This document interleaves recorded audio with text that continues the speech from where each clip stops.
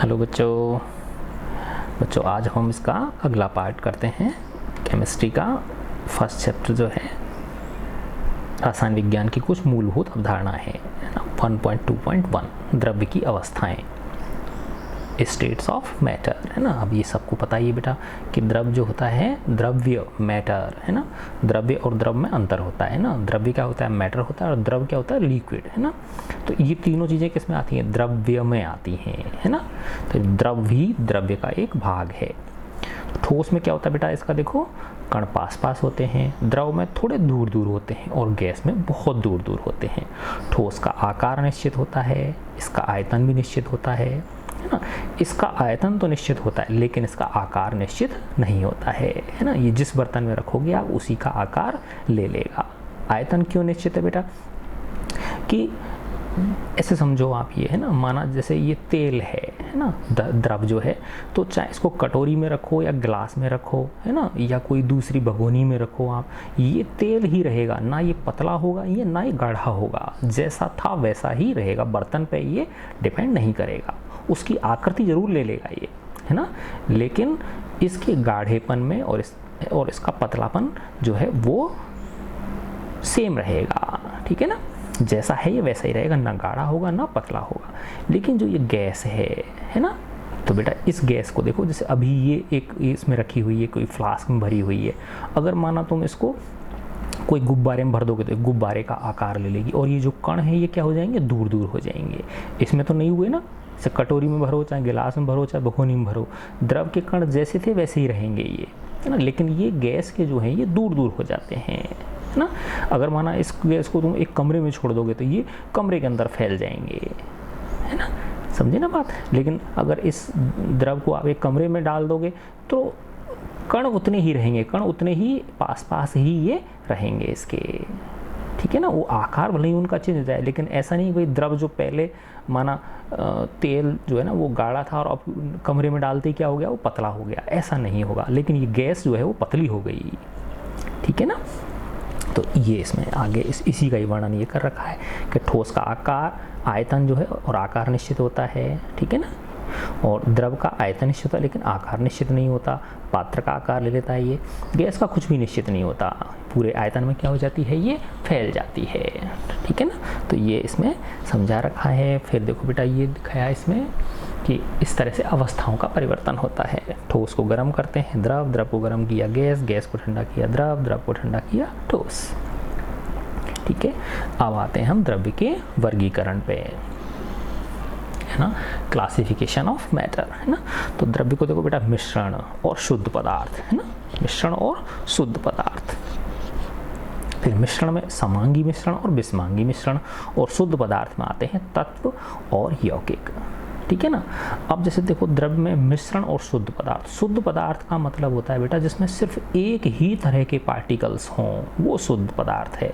और मिश्रण में क्या है? जिसमें पार्टिकल्स क्या हों? मिश्रित हों है ना। जैसे दूध है तो दूध क्या है? एक मिश्रण है ना, है ना। शुद्ध पदार्थ नहीं है वो दूध, चाहे भले ही उसमें पानी नहीं मिला हुआ दूध के अंदर, बिल्कुल भैंस का कड़ा हुआ दूध है, तो भी वो क्या है?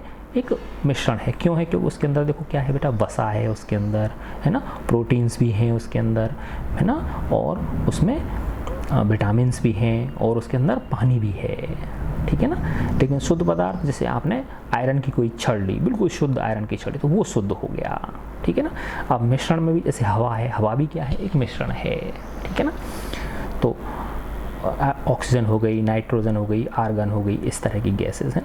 तो फिर ये मिश्रण में फिर समांगी मिश्रण और विषमांगी मिश्रण। अगर पूरी तरह से घुला हुआ है ना, वो जो कॉन्स्टिट्यूएंट पार्टिकल्स हैं वो एक दूसरे में मिक्स हो रखे हैं, जिनको आप वैसे अलग नहीं कर सकते हो है ना। सामान्य तरीके से आप जिनको अलग नहीं कर सकते हो तो वो समांगी मिश्रण हो गया। ठीक है ना। जैसे दूध में आपने पानी मिला दिया है ना, तो अब आप नॉर्मल तरीके से उसको अलग नहीं कर सकते हैं। विषमांगी मिश्रण में इसमें अलग अलग दिख जाए वो है ना, क्या हो जाए? अलग अलग दिख जाए वो, तो वो कैसा मिश्रण हो गया? विषमांगी मिश्रण हो जाएगा। ठीक है ना। जैसे पानी है, पानी के अंदर आपने आटा घोल दिया है ना, तो आटा क्या होगा? उसके अंदर वो छितरा जाएगा उसके अंदर है ना, फिर उसको आप चलनी से छान के अलग कर सकते हो ठीक है ना। तो शुद्ध पदार्थ के फिर वापस तत्व में और यौगिक में। तत्व में क्या होता है बेटा, एक ही तरह के पार्टिकल्स होते हैं। यौगिक में जब दो विभिन्न तत्व है ना, विभिन्न प्रकार के तत्व आपस में संयोग करके और कोई यौगिक बनाते हैं, तो यौगिक की जो प्रकृति होती है, केमिकल जो प्रॉपर्टीज होती हैं, वो तत्व से क्या होती हैं, अलग होती हैं। यौगिक की जो प्रॉपर्टीज होंगी वो क्या होंगी, तत्व से अलग होंगी। ठीक है ना। देखो इसमें इन्हीं चीज़ों के बारे में इसमें समझा रखा है आपको। ठीक है ना। जब किसी पदार्थ के सभी संघटक कण रासायनिक रूप से समान होते हैं तो उसको शुद्ध पदार्थ कहते हैं। मिश्रण में विभिन्न प्रकार के कण होते हैं। शुद्ध पदार्थ जिनसे मिश्रण बनता है मिश्रण के घटक कहलाते हैं। किसी मिश्रण में दो या अधिक पदार्थों के कण किसी भी अनुपात में उपस्थित हो सकते हैं। कोई फिक्स कॉन्स्ट, हाँ बेटा देखो मिश्रण में और इसमें क्या नाम है जो है ना यौगिक में एक बहुत बड़ा अंतर ये है कि मिश्रण के अंदर तो वो कुछ भी रेशो में हो सकते हैं, कुछ भी अनुपात में हो सकते हैं, है ना। जैसे आपने ऐसे समझो आप, है ना, पानी में आपने दूध मिलाया, है ना, या दूध में पानी मिलाया तो किसी भी अनुपात में मिला सकते हो, है ना। लेकिन जैसे H2O है, जल है ना, तो जल में हाइड्रोजन और ऑक्सीजन का अनुपात क्या है, वो निश्चित है। ठीक है ना, समझे ना बात। हाइड्रोजन ऑक्सीजन का अनुपात क्या है, निश्चित। अमोनिया है, अमोनिया में नाइट्रोजन और हाइड्रोजन का अनुपात क्या है, निश्चित है। जैसे H2O में हाइड्रोजन के 2 परमाणु होंगे और ऑक्सीजन का 1 परमाणु होगा, तो ऐसा कभी नहीं हो सकता कि हाइड्रोजन के 3 हो और ऑक्सीजन का 1 हो, क्योंकि मिश्रण में कुछ भी हो सकता है। ठीक है ना, तो इसमें यही समझाया गया है ना। तो मिश्रण में 2 या अधिक पदार्थों के कण किसी भी अनुपात में उपस्थित हो सकते हैं। आपके आसपास उपस्थित अधिकांश पदार्थ मिश्रण हैं। उदाहरण के जल में चीनी, विलयन, हवा, चाय आदि ये सब। समांगी विषमांगी हो सकता है, बताया मैंने। समांगी में एक दूसरे के पूर्णतः मिश्रित होते हैं। विषमांगी में क्या होते हैं, वो जो है ना एक समान दिखाई हमको नहीं देता है वो। ठीक है, एक फिर इसके बाद आते हैं अपन शुद्ध पदार्थ। ठीक है ना, ये रहा। शुद्ध पदार्थों के अविलक्षण मिश्रणों से क्या होते हैं, भिन्न होते हैं। शुद्ध पदार्थ के कणों का संगठन निश्चित होता है। मिश्रण में 2 या 2 से अधिक शुद्ध पदार्थ घटक हो सकते हैं जो किसी भी अनुपात में उपस्थित हो सकते हैं और उनका संगठन भिन्न भिन्न हो सकता है। तांबा, चांदी, सोना, जल, ग्लूकोज आदि शुद्ध पदार्थों के कुछ उदाहरण हैं। ग्लूकोज में कार्बन, हाइड्रोजन और ऑक्सीजन एक निश्चित अनुपात में होते हैं और इसके सभी कणों का संगठन एक जैसा होता है। अतः अन्य शुद्ध पदार्थों की तरह ग्लूकोज का संगठन निश्चित होता है। इसके अतिरिक्त ग्लूकोज के संघटकों कार्बन, हाइड्रोजन, ऑक्सीजन को सामान्य भौतिक विधियों से अलग नहीं किया जा सकता है। इसको शुद्ध पदार्थों को पुनः तत्वों और यौगिकों में, है ना, तो तत्व और यौगिक समझ में आएगा बेटा आपके। ठीक है ना, तो तत्व क्या होते हैं, इंडिविजुअल होते हैं। जैसे इसमें दिखा रखा है, ये हाइड्रोजन है, ऑक्सीजन है, नाइट्रोजन, कॉपर, सोडियम, है ना। वैसे हाइड्रोजन से मिलके क्या बन गया, हाइड्रोजन का एक अणु बन गया। ठीक है ना, ऑक्सीजन से ऑक्सीजन मिलके क्या बन गया, ऑक्सीजन का एक अणु बन गया। ठीक है, तो परमाणुओं और अणुओं का निरूपण है ये।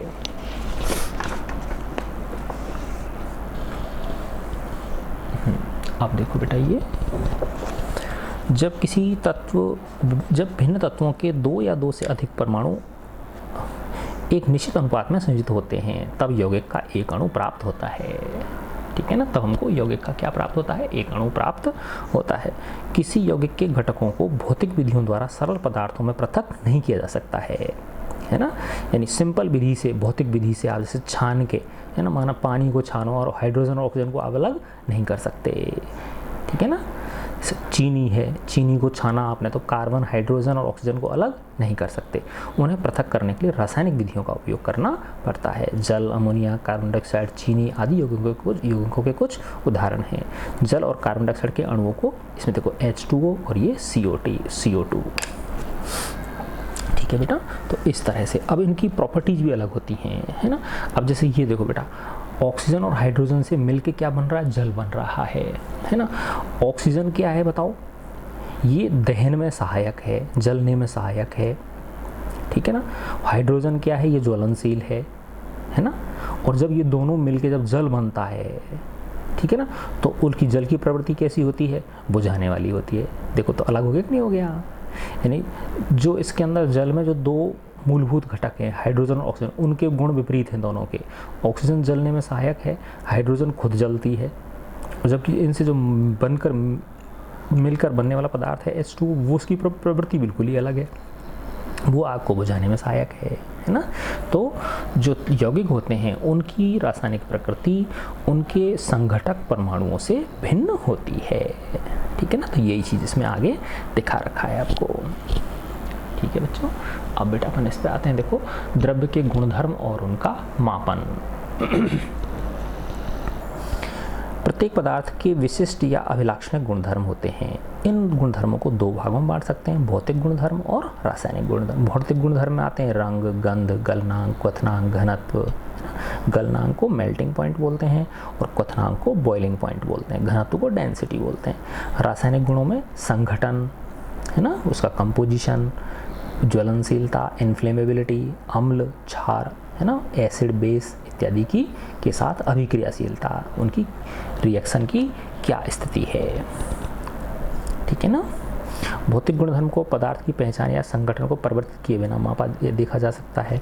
रासायनिक गुणधर्मों को मापने या देखने के लिए रासायनिक परिवर्तन का होना आवश्यक होता है। उसके लिए आपको रासायनिक परिवर्तन करा के देखना पड़ेगा। भौतिक गुणों को मापने के लिए रासायनिक परिवर्तन का होना आवश्यक नहीं होता। विभिन्न पदार्थों की अभिलाक्षणिक क्रियाएं जैसे अम्लता, क्षारता, दाह्यता है ना, वही दाह्यता वही इन्फ्लेमेबिलिटी है, दहन जो होता है ना बेटा, आदि रासायनिक गुणधर्मों के उदाहरण हैं। ये किसके उदाहरण हैं? रासायनिक गुणधर्मों के उदाहरण हैं, ठीक है ना। अब आता है भौतिक गुणधर्मों का मापन, है ना। तो मापन में जैसे बेटा कोई भी जैसे छड़ है, इसमें बताया है कि एक छड़ है उसकी लंबाई 6 मीटर है, तो 6 तो क्या हो गया, एक आंकिक मान हो गया, और मीटर जो है वो उसकी क्या हो गई, एक यूनिट हो गई, इकाई हो गई उसको मापने की, ठीक है ना। तो पहले विभिन्न प्रकार की इकाइयाँ प्रचलित थी मापने की, फिर बाद में कौन सी सिस्टम आ गया, SI सिस्टम आ गया, सिस्टम है ना, SI international system of units, ठीक है ना। तो वैज्ञानिक अन्वेषण के लिए, वैज्ञानिक शोधों के लिए परिणामात्मक मापन आवश्यक होता है, उसका परिमाण मापना हमको आवश्यक होता है, मैग्नीट्यूड मापना उसका आवश्यक होता है। द्रव्य के अनेक गुणधर्म जैसे लंबाई, क्षेत्रफल, आयतन आदि मात्रात्मक प्रकृति के होते हैं। किसी मात्रात्मक प्रेक्षण या मापन को कोई संख्या और उसके बाद वह इकाई लिखकर निरूपित किया जाता है जिसमें उसे मापा गया है। उदाहरण के लिए किसी कमरे की लंबाई को 6 मीटर लिखकर यह बताया जा सकता है कि 6 एक संख्या है और मीटर को व्यक्त करता है। एम किसको व्यक्त कर रहा है, मीटर को व्यक्त कर रहा है, जो वह इकाई है जिसमें लंबाई मापी गई है, जिसमें किसको लंबाई को मापा गया है, ठीक है ना। तो पहले ये बताया बेटा अलग अलग पद्धति थी, अंग्रेजी पद्धति थी, फिर मीट्रिक पद्धति आई, ठीक है ना। फिर बाद में वैज्ञानिकों ने एक सर्वमान्य मानक पद्धति की आवश्यकता अनुभव की। ऐसी एक पद्धति सन 1960 में प्रस्तुत की गई जिसकी विस्तृत चर्चा नीचे की गई। तो ये पद्धति है वो SI सिस्टम, लिखा हुआ है ना बेटा, ये SI है ना। तो ये SI क्या है, इंटरनेशनल सिस्टम ऑफ यूनिट्स, ठीक है ना। तो देखो बेटा इसमें SI पद्धति जो है इसमें 7 मूल मात्रक होते हैं। क्या होते हैं बेटा, इसमें 7 मूल मात्रक होते हैं। तो SI पद्धति में 7 आधार मात्रक हैं, मूल मात्रक बोल दो, आधार मात्रक को बेस यूनिट्स हैं इसमें, जिन्हें आगे वाली टेबल में दर्शाया गया है, ठीक है ना। ये मात्रक 7 आधारभूत वैज्ञानिक राशियों से संबंधित हैं। अन्य भौतिक राशि जैसे गति, आयतन, घनत्व आदि इन राशियों से क्या कर सकते हैं, उनको व्युत्पन्न किया जा सकता है, उत्पन्न कर सकते हैं, है ना। जैसे फिजिक्स के फर्स्ट चैप्टर में भी आपने ये चीज़ें पढ़ी हैं, ठीक है ना। देखो बेटा ये टेबल है जिसमें मूल मात्रक दर्शाए गए हैं, है ना। क्या है इसके अंदर, ये मूल मात्रक है ना। लंबाई है ना, एल से डिनोट करते हैं, किसमें नापते हैं, मीटर में, और मीटर का प्रतीक क्या है, एम।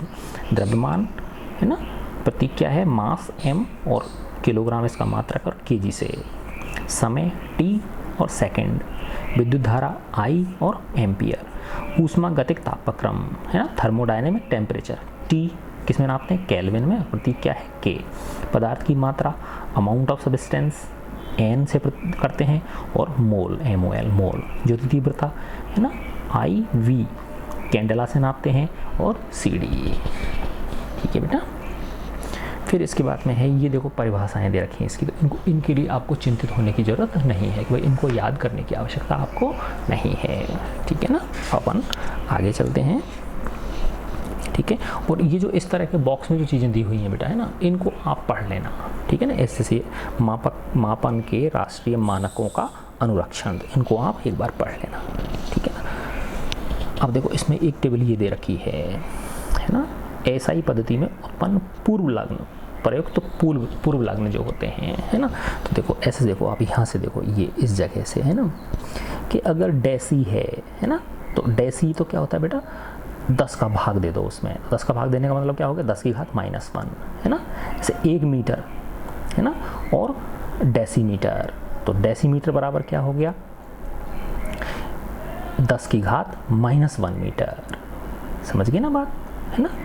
और फिर इसके बाद क्या आता है, सेंटी आता है। तो सेंटी क्या हो गया, 100वां भाग हो गया, है ना। 100वां भाग का मतलब क्या हो गया, 1/100, और 1/100 को क्या लिखते हैं, 10 की घात -2। मिली 1000वां भाग हो गया, मिली को 10 की घात -3, ठीक है ना। तो 1 मिलीमीटर बराबर कितना हो गया, 10 की घात -3 मीटर। 1 सेंटीमीटर बराबर क्या हो गया, 10 की घात -2 मीटर। 1 डेसीमीटर बराबर क्या हो गया, 10 की घात -1 मीटर हो गया। माइक्रो 1 मीटर बराबर क्या हो गया, 10 की घात -6 माइक्रोमीटर। 1 नैनोमीटर बराबर क्या हो गया, 10 की घात -9 मीटर। 1 पिकोमीटर बराबर क्या हो गया, 10 की घात -12 मीटर। 1 फेम्टोमीटर बराबर क्या हो गया, 10 की घात -15 मीटर। एटो, जेप्टो, योक्टो, है ना। फिर इसके बाद देखो इधर ये बड़े वाले हैं ना, डेका। डेका का मतलब होता है 10 गुना। तो 1 डेकामीटर मतलब क्या होता है, 10 मीटर, है ना। 1 डेकामीटर का मतलब कितना होता है, 10 मीटर, है ना। डेसीमीटर का मतलब क्या होता है, 10 की घात -1 मीटर, यानी 10वां हिस्सा, और ये 10वां गुना, 10 गुना। हेक्टो का मतलब क्या होता है, 100 गुना, यानी 10 की घात 2। तो 1 हेक्टोमीटर बराबर क्या हो गया, 10 की घात 2 मीटर। देखो सेंटीमीटर में और हेक्टोमीटर में क्या अंतर हुआ, सेंटीमीटर, 1 सेंटीमीटर बराबर है 10 की घात -2 मीटर, और 1 हेक्टोमीटर बराबर क्या है, 10 की घात 2 मीटर। तो ये -2 है ना, और ये क्या है, +2 है। किलो 10 की घात 3 होता है, तो 1 किलोमीटर बराबर क्या हो गया, 10 की घात 3 मीटर। तो मीटर की जगह ग्राम भी हो सकता है ना। तो ये कुछ भी चीज़ हो सकती है आपके। फिर इसके बाद आता है मेगा, 10⁻⁶। तो 1 मेगा मीटर बराबर क्या हो गया, 10⁻⁶ मीटर। फिर गीगा 10 की घात 9, टेरा 10 की घात 12, पेटा 10 की घात 15, ठीक है ना। फिर एक्सा और जेटा, और ये तो आपके लगभग ये 10 की घात 12 तक की चीज़ें आप इनमें याद कर लेना बेटा इसको, ठीक है। अब अपन आते हैं द्रव्यमान और भार। द्रव्यमान और भार में क्या अंतर है ना। तो देखो तुमको पता ही है, द्रव्यमान जो है बेटा वो उसकी मूल चीज़ है ना, जो कभी नहीं बदलती, है ना। चाहे आप उसको यहाँ रखो, चंद्रमा पे ले जाओ, बृहस्पति पे ले जाओ, शनि पे ले जाओ, अंतरिक्ष में ले जाओ, कहीं भी ले जाओ, द्रव्यमान उसका वही रहेगा। लेकिन जो भार है वो जी पे डिपेंड करता है। जी यानी स्मॉल जी जो होता है, गुरुत्वीय त्वरण, उस पर डिपेंड करता है ना। तो जिस पिंड पे जा रहे हो आप, है ना, उसके जी पे डिपेंड करेगा वो, है ना। जैसे बताते हैं ना बेटा कि पृथ्वी पे गुरुत्वीय त्वरण का मान 9.8 मीटर पर सेकंड स्क्वायर होता है, जिसको हम 10 मान लेते हैं, ठीक है ना। तो जो भार होता है व्यक्ति का, वो द्रव्यमान को जी से गुणा करने पे आता है ना। द्रव्यमान को किससे गुणा कर दोगे आप, जी से गुणा कर दोगे तो भार निकल जाएगा उसका, ठीक है ना। तो हमारे यहाँ जी तो कितना, जैसे जी को मैंने 10 मान लिया मोटा मोटा, है ना। तो अगर किसी व्यक्ति का वजन 60 kg है ना, 60, उसका द्रव्यमान 60 kg है, तो उसका भार कितना हो गया, भार हो गया उसको 60 को 10 से गुणा कर दो तो 600 न्यूटन हो गया वो। और भार क्या होता है बेटा, भार उस वस्तु पर पृथ्वी द्वारा लगाया गया आकर्षण बल है। भार क्या है, पृथ्वी द्वारा उस वस्तु पर लगाया गया आकर्षण बल है, ठीक है ना।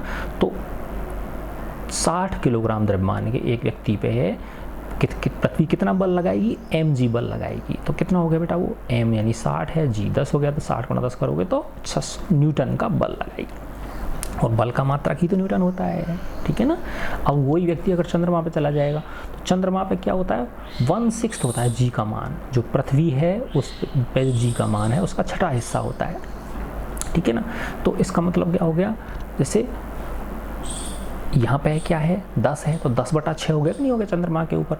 तो चंद्रमा पे अगर वो व्यक्ति चला गया 60 किलोग्राम द्रव्यमान वाला, तो उसका भार कितना हो गया, mg। तो m तो उसका वही है 60 किलोग्राम ही, और g कितना हो गया 10/6।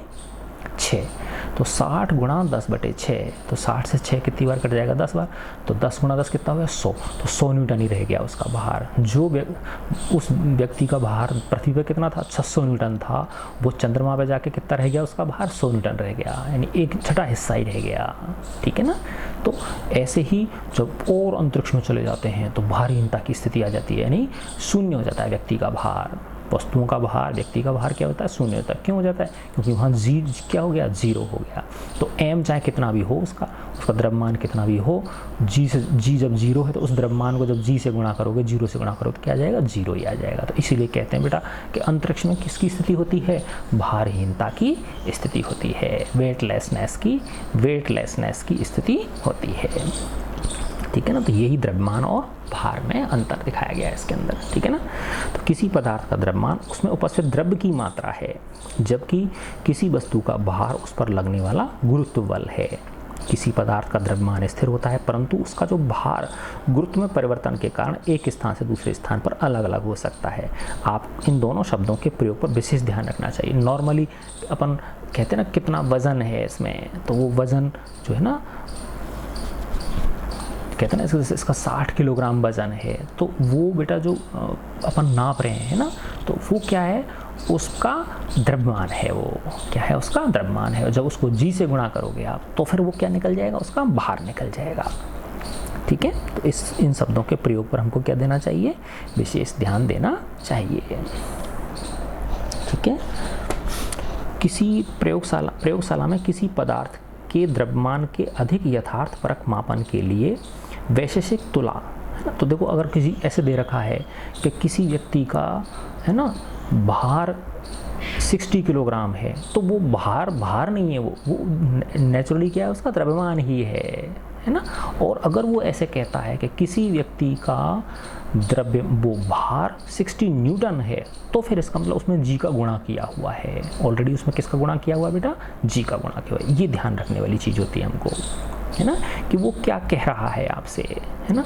तो अगर वो ऐसे कहता है कि किसी व्यक्ति का द्रव्यमान, है ना, या किसी वस्तु का द्रव्यमान 600 किलोग्राम है, तो या वो तो सीधी सी बात है, वो द्रव्यमान ही है। फिर भी अगर माना ऐसे बोलता है वो किसी वस्तु का भार 600 किलोग्राम है, तो वो भार नहीं है, वो उसका क्या है, द्रव्यमान है। और अगर वो ऐसे कहे किसी वस्तु का भार जो है वो 600 न्यूटन है, तो फिर इसका मतलब उसमें जी शामिल कर लिया है उसमें, यानी m और g को गुणा करने के बाद 600 आ रहा है। ठीक है। तो ये ध्यान रखने वाली चीज़ है इसमें। तो प्रयोगशाला में किसी पदार्थ के द्रव्यमान के अधिक यथार्थपरक मापन करने के लिए, बहुत ज़्यादा एक्यूरेटली अगर हम उसको नापना चाहें, तो एक वैशेषिक तुला, है ना, वैश्लेषिक तुला, एनालिटिकल बैलेंस काम में एक विशेष प्रकार की साइंटिफिक बैलेंस होती है ये, है ना, इस प्रकार की, जिसको कि काम में लिया जाता है। वैश्लेषिक तुला बोलते हैं इसको, एनालिटिकल बैलेंस होता है। जैसे ये दंड है, ये पेन है जिसमें रखते हैं, है ना, इस तरह से इसमें बैलेंस करते हैं। राइडर हुक, घुंडी, संतुलन पेंच, पेन, निर्मुक्ति, ना, दंड, निर्मुक्तक, संकेतक और स्केल, है ना, इस प्रकार की ये एक बैलेंस होती है। इसमें बहुत ही परिशुद्ध अपन उसका वजन क्या कर सकते हैं, माप सकते हैं। जैसा तालिका 1.1 में दिया गया है, द्रव्यमान का SI मात्रक किलोग्राम है, परंतु प्रयोगशाला में इससे छोटे मात्रक ग्राम, 1 किलोग्राम में 1000 ग्राम का प्रयोग किया जाता है, क्योंकि रासायनिक अभिक्रियाओं में रासायनिक पदार्थों की थोड़ी मात्रा का ही उपयोग होता है ना। अब आता है बेटा आयतन, है ना। तो आयतन क्या होता है, देखो बच्चों, किसी पदार्थ द्वारा घेरे हुए स्थान को आयतन कहते हैं। आयतन के मात्रक लंबाई की घात 3 के होते हैं। आयतन क्या होता है, लंबाई की घात 3, यानी लंबाई गुणा चौड़ाई गुणा ऊंचाई बोल दो, या लंबाई गुणा यानी घात 3 आती है उसके अंदर। अतः SI पद्धति में आयतन का मात्रक मीटर क्यूब होता है, परंतु रासायनिक प्रयोगशालाओं में इतने अधिक आयतनों का उपयोग नहीं किया जाता, है ना। बड़ी मीटर क्यूब तो एक बहुत बड़ा मात्रक हो गया। अतः आयतन को आमतौर पर सेंटीमीटर क्यूब या डेसीमीटर क्यूब, है ना, डेसीमीटर क्यूब में के मात्रकों में व्यक्त किया जाता है ना। फिर है द्रवों के आयतन को मापने के लिए प्राय लीटर का उपयोग करते हैं। लीटर यानी L, लीटर का उपयोग करते हैं, जो SI मात्रक नहीं है ना, SI मात्रक नहीं है लीटर। अब देखो लीटर में और उसमें क्या संबंध है, ये यहाँ दर्शा रखा है। 1 लीटर में 1000 ml होते हैं, है ना, और 1000 सेंटीमीटर क्यूब में 1 डेसीमीटर क्यूब हो गए, है ना। 1 लीटर में 1000 मिलीलीटर हो गए, और 1000 सेंटीमीटर क्यूब में क्या हो गया, 1 डेसीमीटर क्यूब हो गया। तो देखो 10 गुणा 10 सेंटीमीटर हो जाएगा ना ये, है ना। 10 सेंटीमीटर गुणा 10 सेंटीमीटर को 10 सेंटीमीटर, और 10 सेंटीमीटर क्या होता है, 1 डेसीमीटर होता है। तो 1 डेसीमीटर गुणा 1 डेसीमीटर गुणा 1 डेसीमीटर, तो क्या हो जाएगा, 1 डेसीमीटर क्यूब हो जाएगा ये, ठीक है ना। तो देखो ये यहाँ पे दर्शाया गया है बेटा। इसमें ये बगल में चित्र दिखा रखा है ना, ये वाला देखो, है ना, ये चित्र है ना। तो ये जो है ना, ये 1 सेंटीमीटर है, ये ऐसे है ना। देखो ये 1 सेंटीमीटर, 1 सेंटीमीटर, 1 सेंटीमीटर, ये यहाँ से यहाँ तक कितना है, 10 सेंटीमीटर है, ठीक है ना। ये 10 सेंटीमीटर हो गया, है ना। तो ऐसे ये 10 सेंटीमीटर हो जाएगा, और ऐसे ही ये 10 सेंटीमीटर हो जाएगा, नहीं हो जाएगा। तो इसका आयतन कितना हो गया बताओ, 10 सेंटीमीटर गुणा 10 सेंटीमीटर गुणा 10 सेंटीमीटर गुणा 10 सेंटीमीटर, तो कितना हो गया, 1000 सेंटीमीटर क्यूब हो गया। क्या हो गया, ये 1000 सेंटीमीटर क्यूब हो गया, या 1 डेसीमीटर क्यूब हो गया, है ना। और इसको 1 सेंटीमीटर जो क्यूब होता है वो 1 ml के बराबर होता है बेटा, है ना।